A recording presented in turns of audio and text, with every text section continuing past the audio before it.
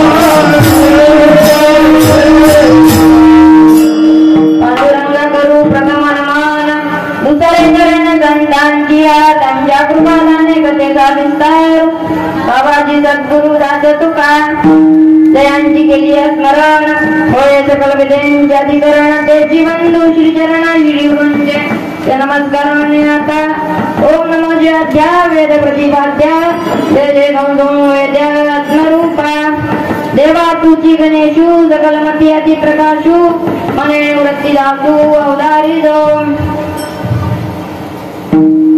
कलावज्ञ जीवोदरार्थावतारं कलम दिकामोदिवक्त्रं कलानीजवाडापनोदार्थ दीक्षं समाधिस्थमूर्तिं भजे ज्ञानदेवं ओम नमो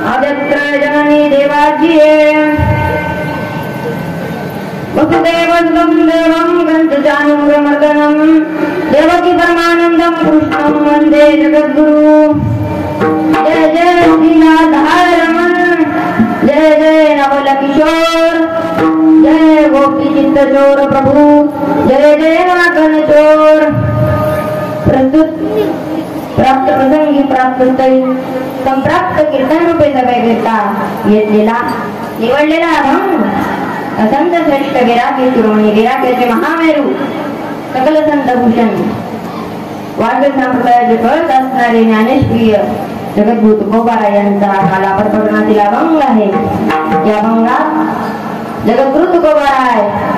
भगवंत गोकुळात आल्यानंतर गोकुळाची जी परिस्थिती आहे, गोकुळात जो आनंद आहे, भगवंताने गोकुळात केलेल्या लीला त्याचे वर्णन करतात. विठ्ठल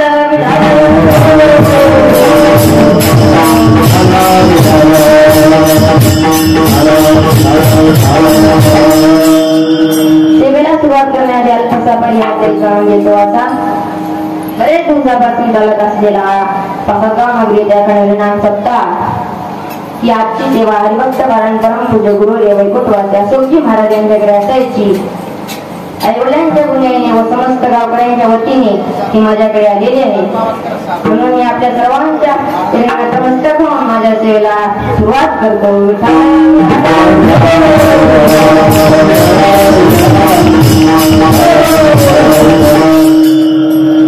आज या ठिकाणी सप्ताहाची सांगता अर्थात काला.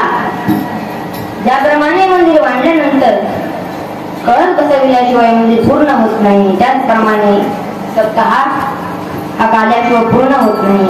या ठिकाणी काला तसा आपल्या वारकरी संप्रदायाचा नियमच आहे की सप्ताहाची सांगता ही काल्याच्या कीर्तनाने व्हावी. काल्याचा विचार केला तर काला हा बरेचशा प्रकारात आहे. हरिनामाचा ठिकाणी काला प्रेम विचार साधने, काल्यामध्ये प्रेम भक्ती ज्ञान भाव भक्त आणि देव सर्व एकत्र केलं जातं, म्हणून त्याला काला असे म्हणतात. तर काल्याचे 3 प्रकार सांगतो. पहिला काला कशाला म्हणतात तर 2 पदार्थ एकत्र करून ज्या लाही आणि देही जो आपण एकत्र करून त्याचा जो प्रसाद घेतो त्याला काला असे म्हणतात. दुसरा काला कशाला म्हणतात तर 2 पदार्थ एकत्र करणे म्हणजे काला, दही भात एकत्र म्हणजे काला, दूध चपाती एकत्र करणे म्हणजे काला, आणि लाही आणि दही एकत्र करणे म्हणजे काला. बरं, आपण लाही दह्यामध्ये लाहीच का टाकतो? कारण जशी लाही दह्यामध्ये टाकण्यामध्ये एकरूप होते त्याचप्रमाणे भक्ताचे मन भगवंताच्या स्वरूपाशी एकरूप होणे म्हणजे काला. तुकोबारा म्हणतात तुका म्हणे काला कुठे अभेद देखिला. बरं, आता तिसरा काला कशाला म्हणतात तर भगवंताने गोकुळात केलेले चरित्र त्याचं उच्चारण करणे म्हणजे काला.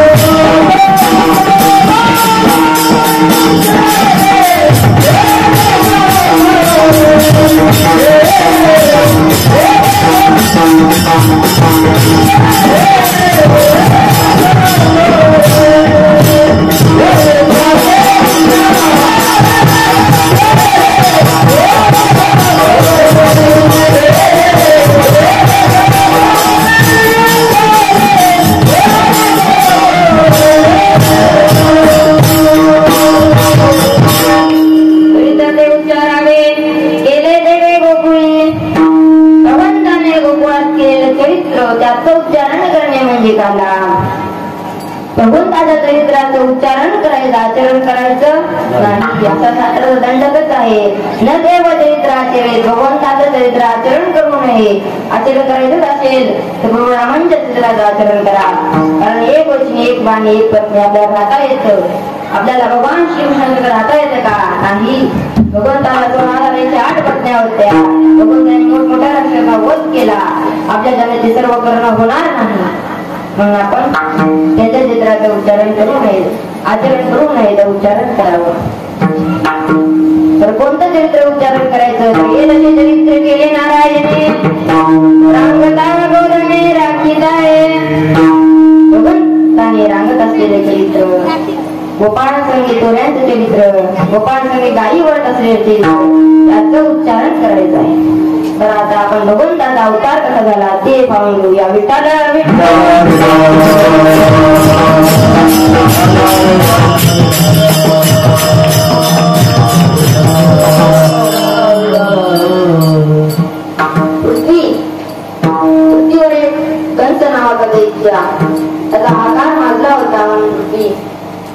त्या आकाराने त्रस्त झाली आणि ब्रह्मदेवाकडे जाते. पण तर ब्रह्मदेवाची जाय ब्रह्मदेवाकडे आली आणि ब्रह्मदेवाला सांगायला लागली की आता मला पृथ्वीवर वाढत असलेलं पापाचं ओझं सहन होत नाही. ब्रह्मदेवाने विचार केला आणि ब्रह्मदेव पृथ्वीला घेऊन भगवान विष्णूकडे आले. मी सांगायला लागले ते सर्व पाहिल्यानंतर भगवंताने अवतार घेण्याचं ठरवलं. पण कंसाची लाडकी बहीण असणारी देवकी उपवर झाली, लग्नाला आली. विवाह कोणाशी करावा म्हणून कंसाचे बालपणाचे मित्र होते वासुदेव, त्यांच्याशी विवाह झाला. परंतु अर्ध्या वाटात वरात निघाली. वरात निघत असताना आकाशवाणी झाली. काय झाली? आकाशवाणी कंसाला सांगते, कंसा तुझ्या बहिणी एवढं काटामाटाने वरात काढतो त्याच बहिणीचा आठवा पुत्र तुझा वध करणार आहे असं ऐकल्याबरोबर तो कंस एवढा आनंदी होता. तो कंस भयभीत झाला. तो त्याच्या बहिणीकडे रागाने पाहू लागला.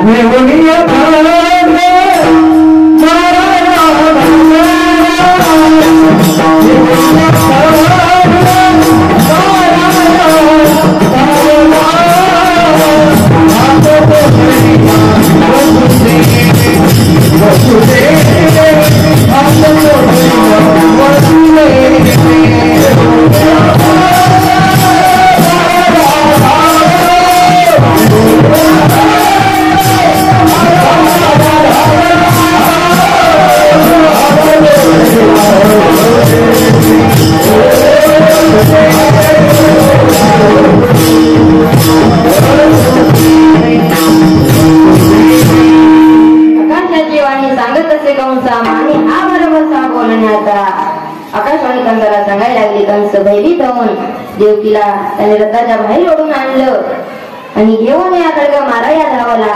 तिला मारण्याकरिता धावला. परंतु हातो तो धरीला वसुदेव देवाने त्याचा हात धरला आणि कंसाला सांगितलं, कंसा ही तुझी लाडकी बहीण देवकी आहे. निशस्त्र तिला मारून नरकाचं पाप का भोगतोस? तिच्याकडून तुला हानी नाही तर आठवा पुत्र तुला मारणार आहे. तू एक काम कर, आम्हाला बंदी खाण्यात टाकून दे. जितके पुत्र होईल ते तुला आणून देईल. असं म्हणल्यानंतर कंसाला तो तुझा आवडला. कंसाने दोघांनाही बंदी खाण्यात टाकून दिलं. काही काळानंतर देवकीला एक पुत्र झाला. वसुदेव तो पुत्र घेऊन कंसाकडे आले. कंसाने त्या निरागस मुलाला पाहून त्याला दया आली.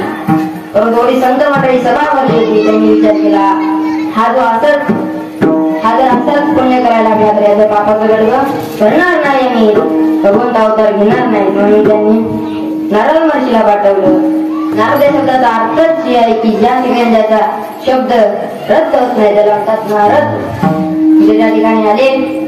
कंसाच्या दरबारात आले आणि कंसाला सांगितलं, कंसा पहिल्यापासून 8व्या पुत्र मोजलं तर 8वा येतो आणि 8व्यापासून जर पहिल्यापासून मोजलं तर पहिला 8वा येऊ शकतो आणि मधून जर मोजलं तर कोणताही 8वा येतो. आधीच त्याची बुद्धी विनाशकाल विकृत बुद्धी. त्याची बुद्धी अशी होती त्या ठिकाणी नारद त्याची बुद्धीच फिरवली. नारद बुद्धी फिरवल्यामुळे कंस थेट बंदीगृहाकडे गेला आणि देवकीच्या मांडीवर असलेले तो मूल त्याने घेतलं. जरा फिरवलं त्या ठिकाणी अशा शिवरून आपटून मारून टाकला. असे 6ही त्याने मुले मारली आणि 7वा गर्भ असणारा आईने रोहिणीच्या उदरात नेऊन घातला. 8वा गर्भ लागला. 9 महिने 9 दिवस झाले आणि 8 वर्षाची मूर्ती देवकी पुढे उभी राहिली. त्याचं स्वरूप किती सुंदर होतं, लावण्य सुंदर, एवढं सुंदर धरून उभे राहिले.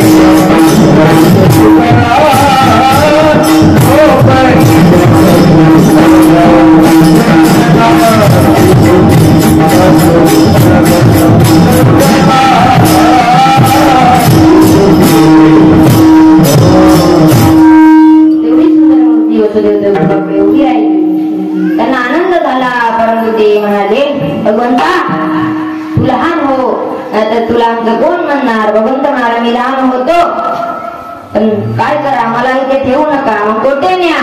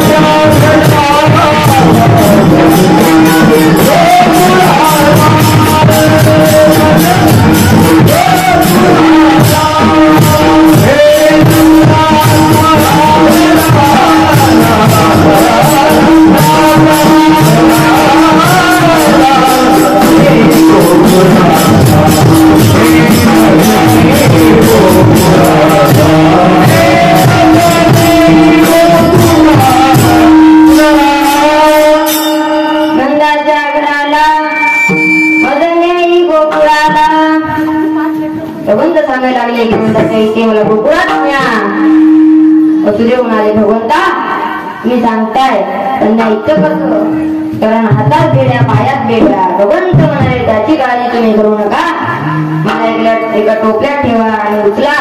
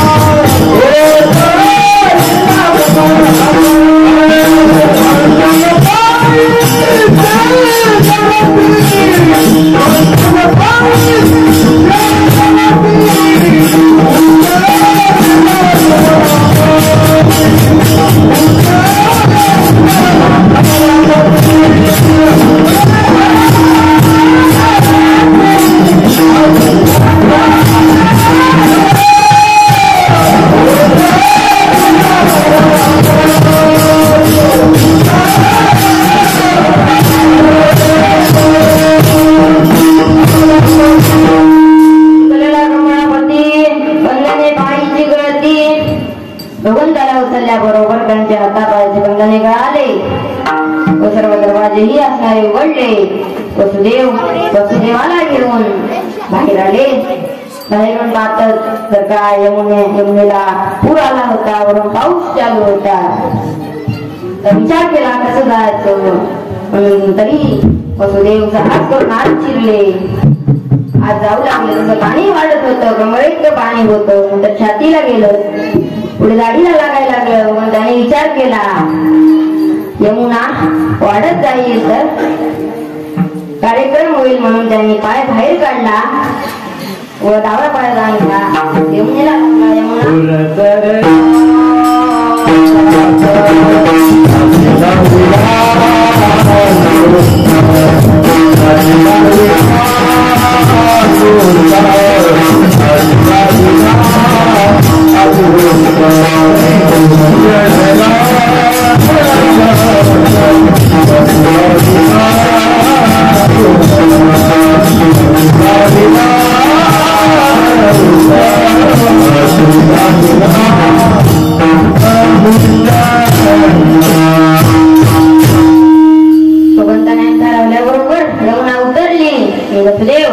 कृष्णाला घेऊन गोकुळात आले.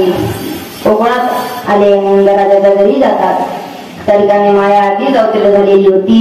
वसुदेवाने श्रीकृष्णाला त्या मायेच्या जागी ठेवलं. माईला घेऊन परत आले आणि त्यांना परत बेड्या लागल्या. असंच असतं, भगवंताला जवळ गेल्यावर आपल्या मायेच्या बेड्या सुटतात आणि माईला जवळ केल्याने आपल्याला परत मायेच्या बेड्या लागतात. त्या ठिकाणी कृष्णाच्या ठिकाणी ठेवलं. सकाळी उठून पाहतात तर काय दासी गलबला करीत कोणाकडे जाते? नंदराजाकडे जाते. नंद बाबा क्या भयो? कुछ ना भयो तो क्या? नंद बाबा राट लगा के दौड़ रही है. ती दासी सांगायला लागते, नंद बाबा लाला भयो, तुम्हाला मुलगा झाला आहे ऐकल्याबरोबर नंदराजाला आनंद झाला. नंदराजाने त्याच्या गळ्यात असलेली नवरत्नाची माळ काढून दासीच्या गळ्यात टाकली आणि तेही घराकडे धावत होते. परंतु ती गवळण ते थांबली का? नाही.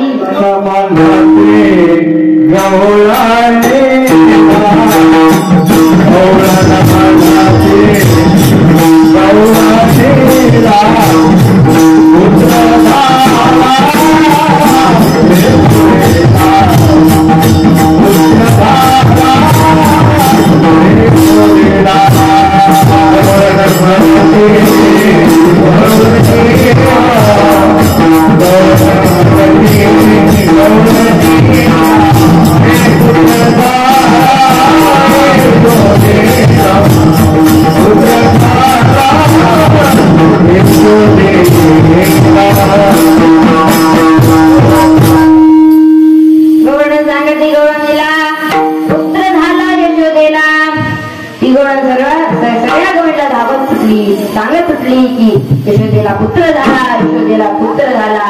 एक धावती एक पुढे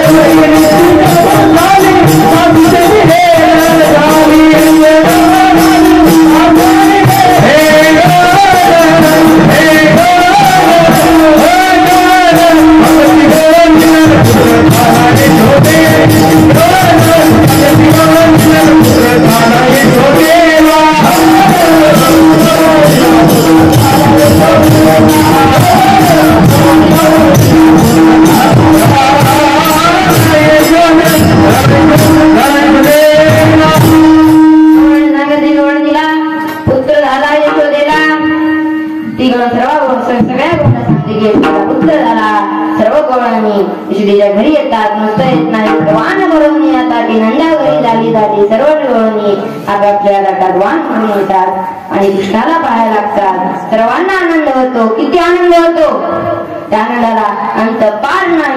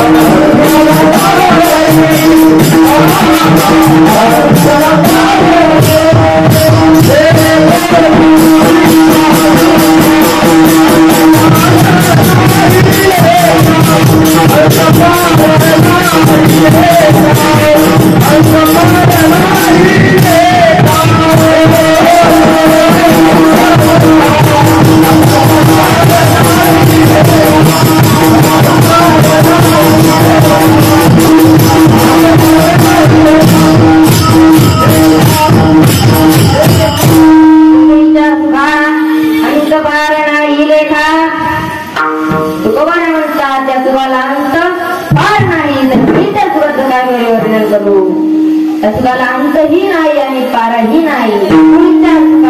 पार नाही. लेखा म्हणजे काय? त्याची किंमत करू शकत नाही. सुखाची किंमत करू शकतो का? नाही. एवढं त्या ठिकाणी सुख झालं आहे. किती सुख आहे ते सुख शब्दामध्ये लिहिता सुद्धा येत नाही. एवढं त्या ठिकाणी सुख आहे. कशामुळे? भगवंतामुळे. त्या ठिकाणी प्रत्यक्ष भगवंत आहे. अहो त्या भगवंताच्या प्राप्तीसाठी ऋषीमुनी जशी तशी योगी सिद्धलो किती पुरुष तपस्या करतात. परंतु योग्यालाही असणार तो भगवान परमात्मा दुर्लभ आहे. योगिया दुर्लभ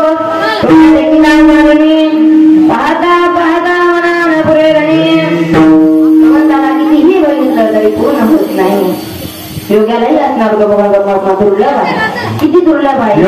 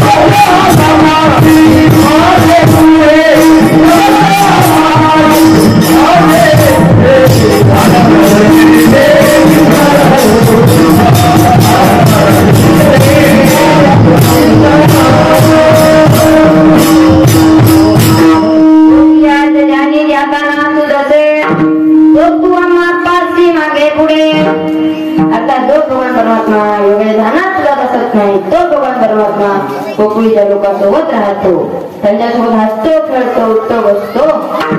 मग त्या सुखाचं काय बरे वर्णन करावं. कोणी त्यांनी पुण्य केले असेल की प्रत्यक्ष त्यांना भगवंताचा संग लाभला आहे. स्वतः भगवंत बाळरूपाने नंदाच्या इथं अवतीर्ण झालेला आहे. आणि भगवंत नंदाच्या इथं अवतीर्ण झाल्यामुळे काय झालं तर गोकुळातील जे नारीनर होते त्या सर्वांनाच आनंद झालेला आहे. त्याच वर्णन माझं त्याच्या दुसऱ्या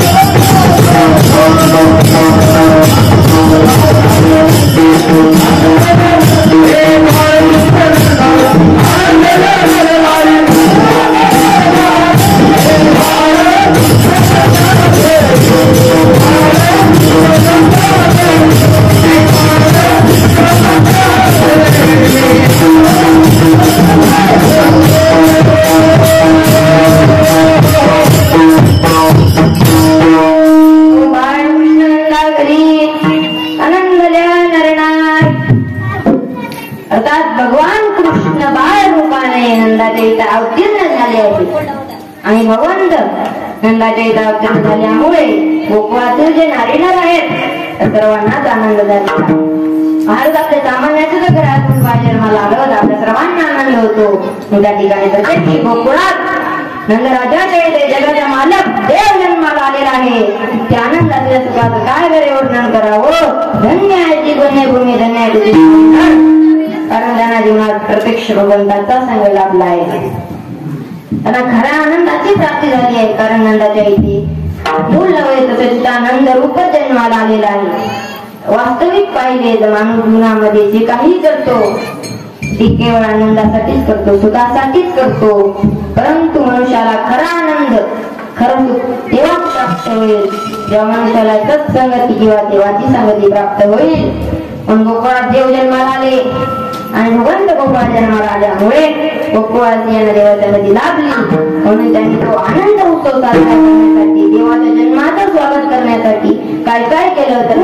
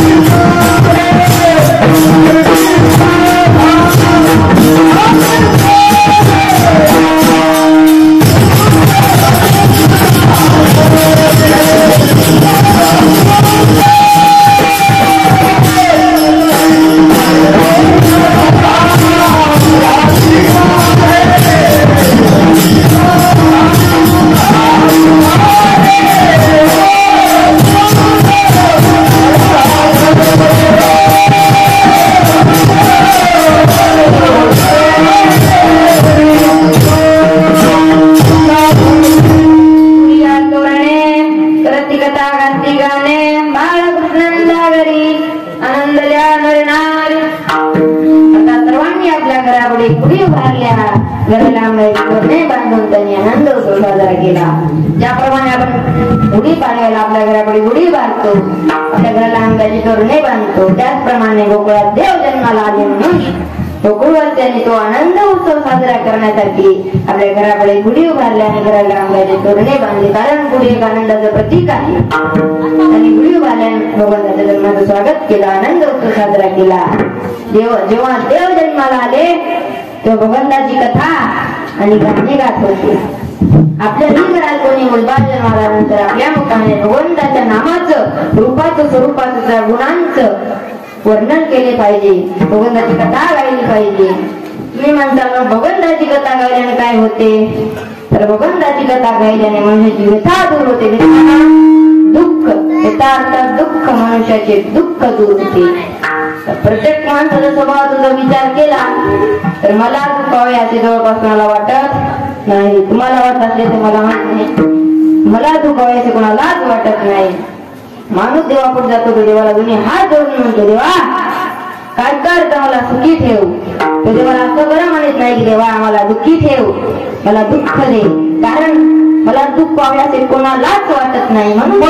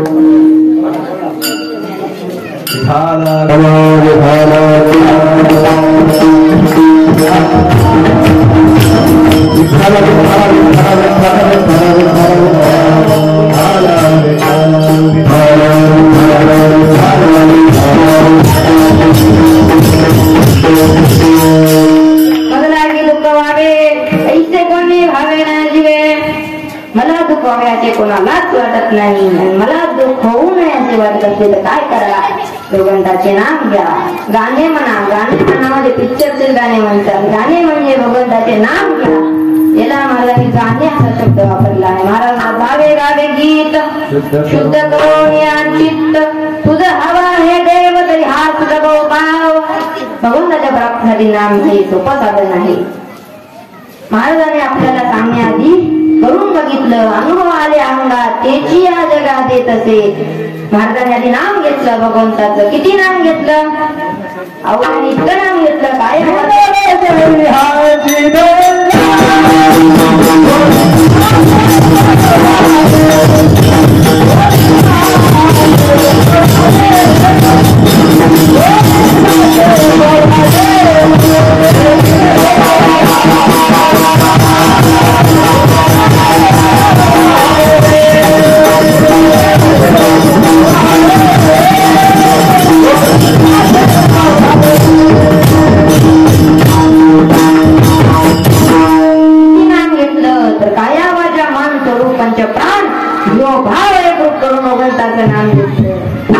त्यांचं कामच तेवढं होतं. दिनराजांनी हाती धंदा गोविंदाचे पवाडे. त्याला भगवंताच्या नावातून काही काम नाही. त्यांना भगवंतावातून काही दिसेना सुचेना अशी यांची अवस्था झाली. तिकडे गोकुळात देव जन्माला आले.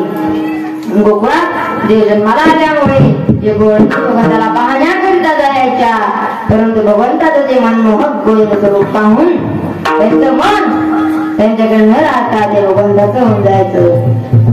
चित्ताची आकर्षित नाम कृष्ण, जे चित्त आकर्षित करतं त्याचं नावच कृष्ण, आणि जे मन मोहित करतं त्याचं नाव मोहन. भगवंताने त्यांना मोहित केलं.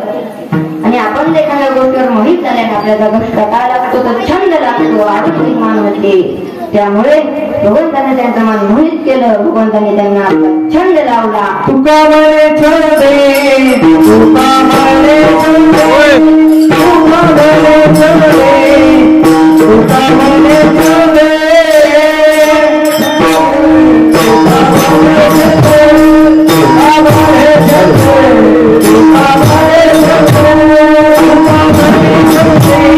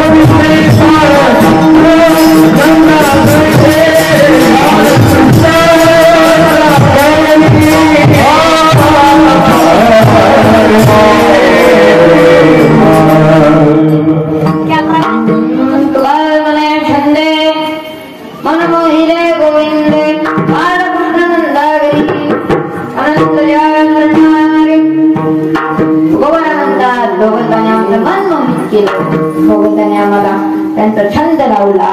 पण वास्तविक पाहिले तर माणसाचे मन अत्यंत चंचल आहे, खूप चंचल आहे. अर्जुन तर या मनाची जेव्हा विचार करतो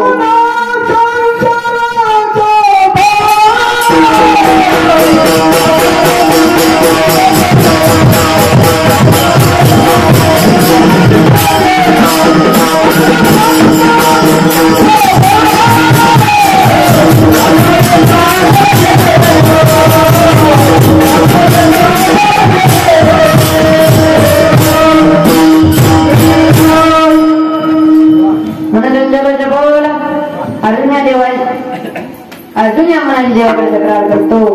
तक्रार करताना म्हणतो चंचल महिमा कृष्ण परमाती बलभद्रम. हे म्हणणारे चंचल आहे, बलवंत आहे, दृढ आहे.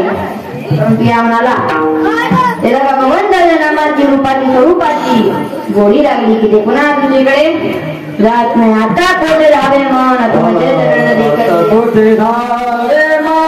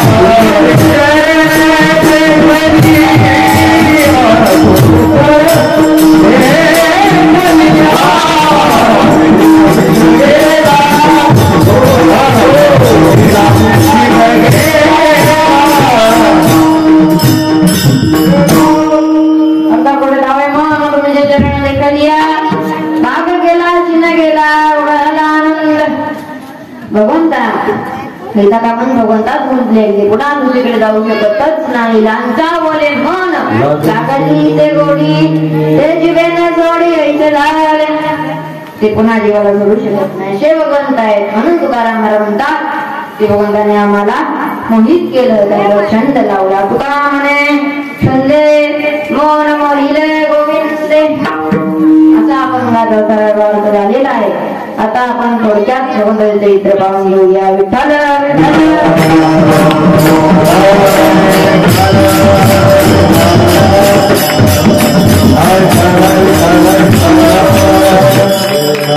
भगवंत गोपाळात अवतीर्ण झाले आणि तिकडे मथुरेत भयभीत झालेला कंस आणखीन घाबरायला लागला.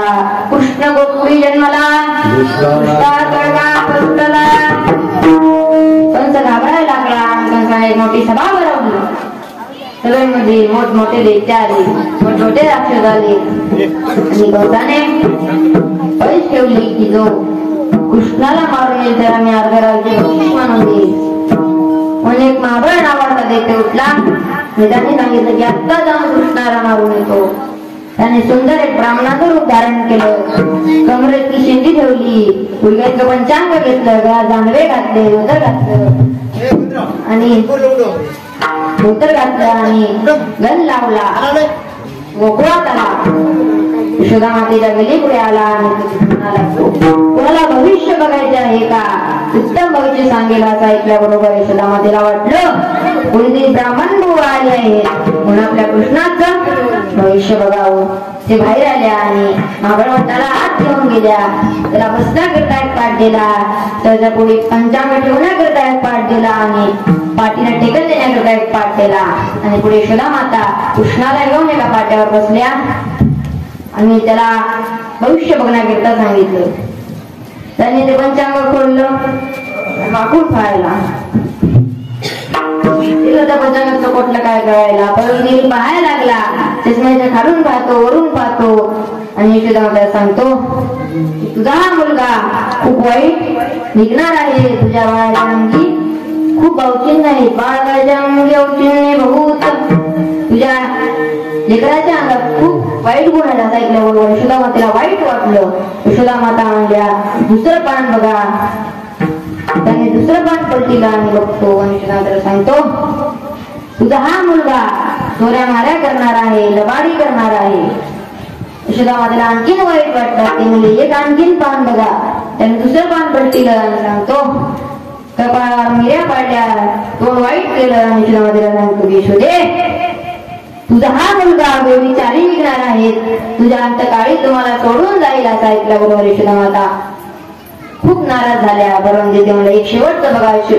तो मागं पटवणार लागला नाही तुझा मुलगा खूप वाईट आहे, मी जात आहो, मी चाललो, मी बघणार नाही. यशोदा माता म्हणले असं करू नका, एक बघा.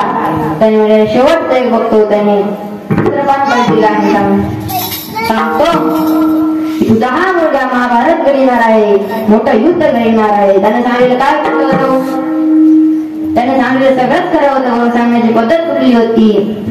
यशोदा माता वाईट वाटलं. परंतु यशोदा माता म्हणल्या याला म्हणल्या महाबळवंताला म्हणल्या कालच गर्गमून येऊन गेली.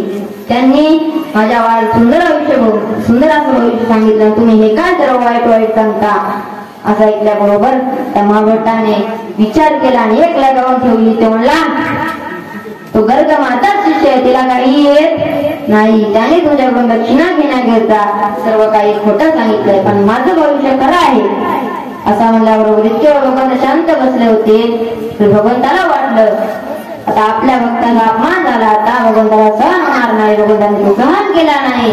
भगवंता हळूच यशोदा मातेच्या मांडीवर सरकत आले. जगुडी असणार तो पाठ त्या पाठाला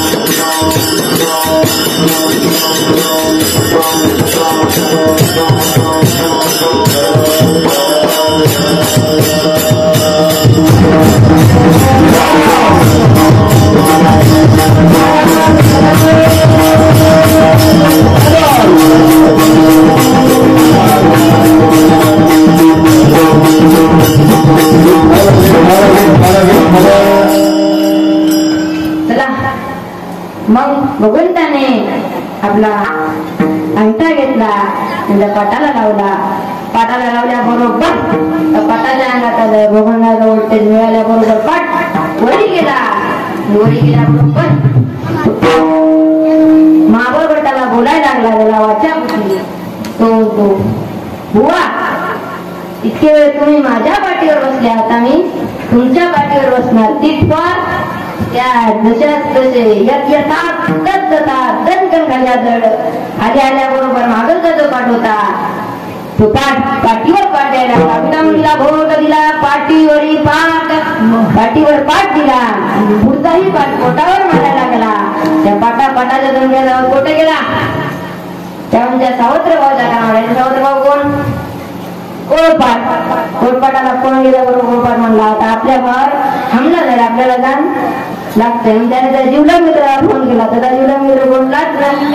लाटणं ते लोक आले. लाटणं ते बुवाच्या तोंडातच जाऊन बसला. आवाजही निघणार, काहीच नाही. कोळपाटानं पाटाच्या भांडा लावून त्याच्या बॉसच्या कानावर गेला. हिचा बॉस मुसळ म्हणला आता आपल्या जातीवर हमला झाला, आपल्याला जाण लागते. मुसळ याच्या भांडणात सामील झाला. सगळेच भांडणात सामील झाले. एका नाही दणका द्यायचं आणि पुढे व्हायचं. परंतु समाजात काही अशी माणसं असतात की जे दिसायचे तुझे दिसतात, परंतु आगली ना पुढे असतात. तसं सराट्याने विचार केला. 4 चौकात जायचं बाहेर नाही. ते जाऊन बसलं चुलीत. असं लाडेल झालं बरोबर पळत यायला लागलं. बरोबर बघल्याबरोबर पळायला लागले. इतके वेळ यायचं कसं तरी सहन केलं.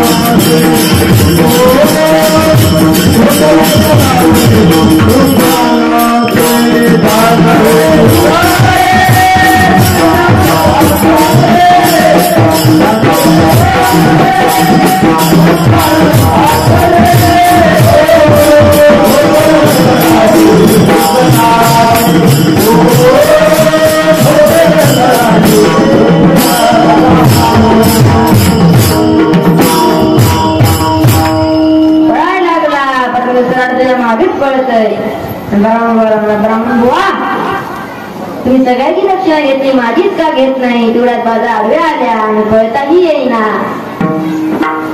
कसं झालं? इतके वेळ सगळं म्हणायला होतं लिवलिंगचं काम, त्याच्याकडे वेल्डिंगचं काम. त्यामुळे तो आला. नूतन आल्याबरोबर त्याच्या नाकावरूनच फिरलं. ते नाक गायबच. त्या ठिकाणी अशी अवस्था झाली की या ठिकाणी बोर्ड लावावा की पहिले किसी जमाने में आपले नाक नाम की चीज थी. त्याचं नाकच गायब झालं. तो तशाच अवस्थेत पलीकडे पळाला, पळायला लागला आणि कसं दरबारात आला. सर्व त्यांची जी अवस्था कोण सर्व जास्त ते सगळेतले मध्ये हसायला लागले. तो येऊन नाबाबा टकनचाला म्हणतो, कंसा तू कोणाच्या नादी लाग, पण त्याच्या नादी लागू नको. काहीच करीत नाही, फक्त टच करताय. विठाला विठाला विठाला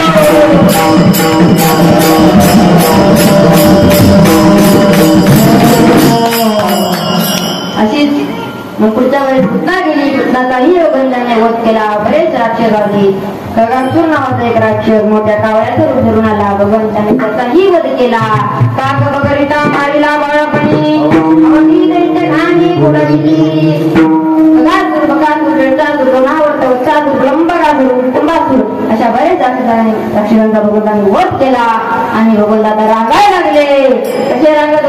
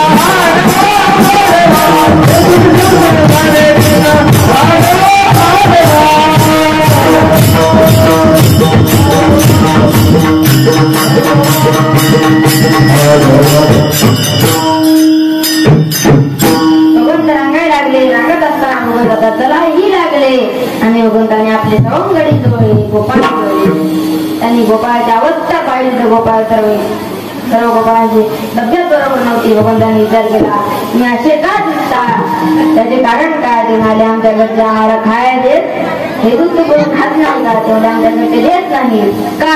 काय करतात गोकुळात घेऊन विकतात तेवढे महात्यालाही देत नाही का. नाही मग ते मागूनही देत नसेल तर काय करायचं. चोरून खायचं. त्यांनी विचारलं चोरून. बघत म्हणाले हा चोरून खायचं. मी सांगतो ते सामग्री घ्या.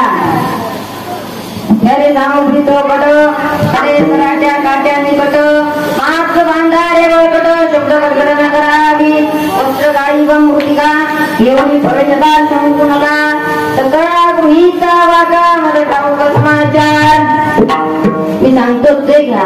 काट्या घ्या चाळलेली माती घ्या दगड घ्या आणि सराटीचे काटे घ्या. बरोबर गोपाळने विचारलं भगवंता खडे कशासाठी. आम्हाला चोरी कर्म माहित आहे. चोरी कर्मासाठी चांगली चापडी पोहचे तलवारी काय निवडून हे काय करायचे याचं दगड माती का घ्यायची. त्यांनी सांगितलं भगवंत म्हणाले आपल्याला धनाची चोरी नव्हे तर ह्या दुधाची चोरी करायची नाही. हीच सामग्री घ्यावी लागेल. बरं ठीक आहे. खड्याचं काय करायचं. आणि सांगितलं ते घरात उतरंड्या असतात. त्या उतरंड्या उतरत खडे मारून बघायचं. हे धक्कन वाजलं ते भरलेलं आहे आणि टिक्कन वाजलं ते मग जायचं आणि तेच उतरून खायचं. सांगितल्यानंतर दुसऱ्या मोठ्याने विचारलं काट्या कशासाठी. भगवंताने सांगितलं काही वेळा शंके उच्ची लावलेली असतात. शंकी लागेल शिंगेवरी लावलेले असतात म्हणून खालूनच काठीनं फोडायचं आणि दूध खाऊन घ्यायचं. त्यांनी म्हटलं ठीक आहे, काटे कशा जातील?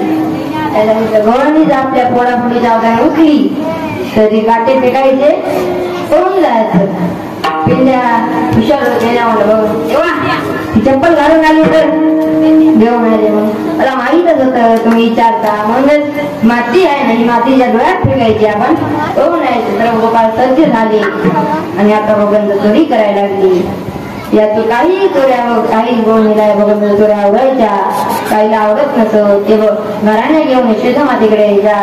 गोळणी सामती घराणी रात्री आला चक्रमाने खाऊन दूध कलोनी पुढे याव घ्या एने माझे कवाड उघडिले, एने माझे शिंके ओढिले, दया दुधाचे बक्षिले उलंग दिले टाकाचे. गोळणी सुद्धा मातेला सांगायला एक गोळण दुसरी गोळण धावत आली, दुसऱ्याकडे धावत म्हणे बाई काय केली मात मुखाची चुंबन देत गळ्यामध्ये हात घातली तर धरू जाता सापडे ना. तिसऱ्याकडे धावणी म्हणे बाई काय केली करणी पत्नीची दाढी माझी वेणी गेला तुझी गाठ देऊनी. बघून तर फड्या करायला लागले, वाढायला लागले. विठाल विठाल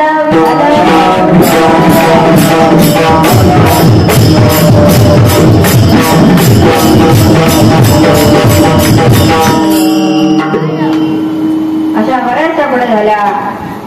म्हणून बरेचसे घराने यशोदामातेकडे यायला लागली. थोडं एक दोन यशोदामातेला म्हणजे यशोदे तुझा मुलगा एवढा खोड्या का करतो?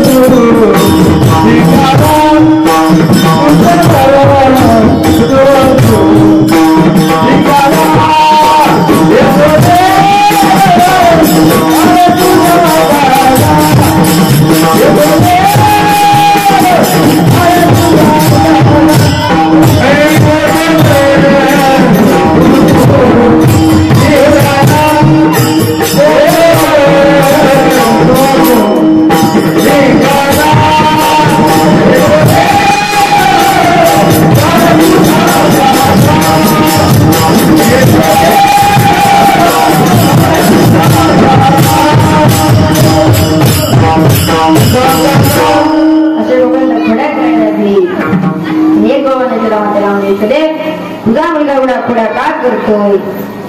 तू मुलगा वगैरे देवाला नवस बोली होती, त्या मला एखादा देव तर तुझ्या मुलावर रागवला नसेल. तुला सकोन बघल्यानंतर ते सकोन बघल्याला गणपती निघाला. मग ती गणपती गावाच्या गणपतीकडे गेली आणि कृष्णाला घेऊन गेली आणि तुला नवस बोलायला लागली. माझ्या कृष्णाच्या जर खोड्या कमी झाल्या तर मी तुम्हाला 2 पायऱ्याचे लाडू करीन, 2 पायऱ्याचे मोदक करीन, 2 पायऱ्याच्या पोळ्या करीन.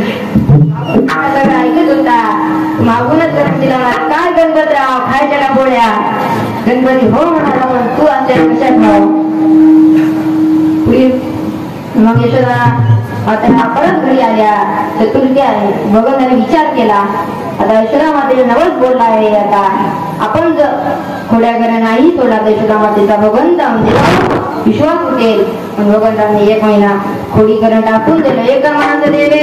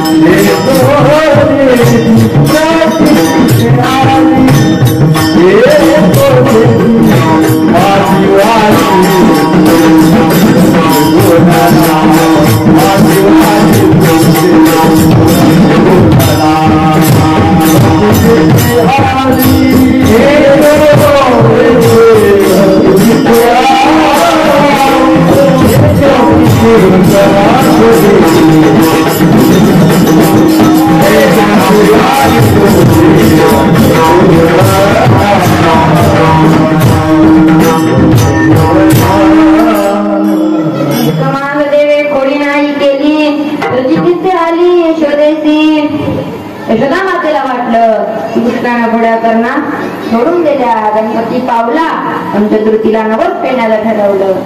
2 पायल्याचे मोदक केले, 2 पायल्याचे लाडू केले, 2 पायल्याच्या पोळ्या केल्या आणि घरात गणपती पुढे नेऊन ठेवल्या. आणि कृष्णाताई कृष्णा इथंच थांब, मांजर येऊन पोळ्याला मोदकाला तोंड लावेल. कृष्णा एवढा मोठा डोक्या असताना मांजर कुठून येईल. मला बाहेर गेल्या की अगरबत्ती भेटण्याकरता बाहेर गेल्या. डोळ्यात बघून गणपतीला बोला लागले, काय गणपतराव मोदक कोणाचे? ते म्हणजे तुमचे. बरे घर कोणाचं? तुमचं. मोदक कोणाचे? तुमचे. लाडू कोणाचे? तुमचे. पोळ्या कोणाच्या? मया. ते म्हणजे पोळ्या तरी मला खाऊ दे नाही म्हणजे सगळं मीच खाणार. लाडू घेतले, ते सगळे लाडू खाऊन घेतले, सगळे मोदकही खाऊन घेतले. पोळ्या खाणार डोळ्या गणपती मला एवढे तरी खाऊ दे. मला नाही. तो कृष्णाने सर्व काही खाऊन घेतलं. गणपतीकडे बघायला लागले. गणपती मला आता का मला खातो काय म्हणता म्हणताच गणपतीला घेतलं, टाकून दिलं. यशोदा माता बाहेरून आल्या आणि बघतात तर काय गणपती नाही, मोदक नाही, लाडू नाही, पोळे नाही. कृष्णाला विचारलं, कृष्णा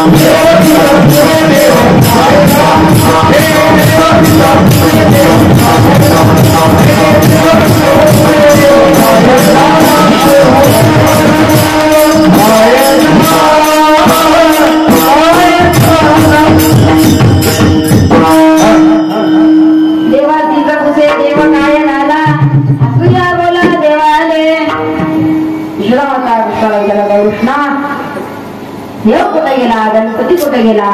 देवना एवढा मोठा देव मी तर मयाहून मोठा देव कोणता? यशोदा माताला कळालं. थोडी यशोदा माताला कळाली. यशोदा माता कृष्णाला बाहेरून आणतात, तोंड करण्याकरता सांगतात. गणताने तोंड करण्याबरोबर मुखात गणपती मातेशी बोलवत पूजा करीत हरिला. ते मुखातले गणपती मातेला बोलतात, माते आमच्या सर्वात मोठा देव आहे, ती तू पूजा करा. बघल्याबरोबर थोडं ब्रह्मांड लोक यशोदा माताला भगवान कृष्णाच्या मुखात दिसायला लागलं. यशोदा मातेला चक्कर आले, यशोदा खाली पडल्या. बघत त्याने आपली गोडी आवरली. यशोदा मातेला उठवलं. यशोदा मातेला बघून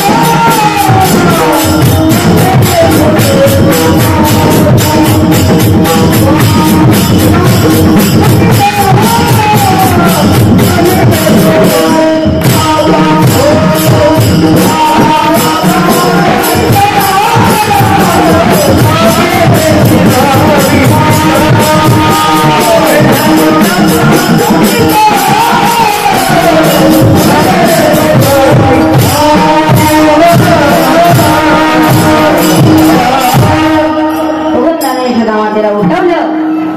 यशोदामातेला भगवंताच्या कोणा कळायला लागला. यशोदामाता भगवंताला, कृष्णा उद्यापासून मी तर राहायचं नाही, कुठं जायचं, गाडी घेऊन राहणार जायचं. उद्या उठल्याबरोबर भगवंताला यशोदामातेने सजवलं. हातामध्ये काठी, हातामध्ये काठी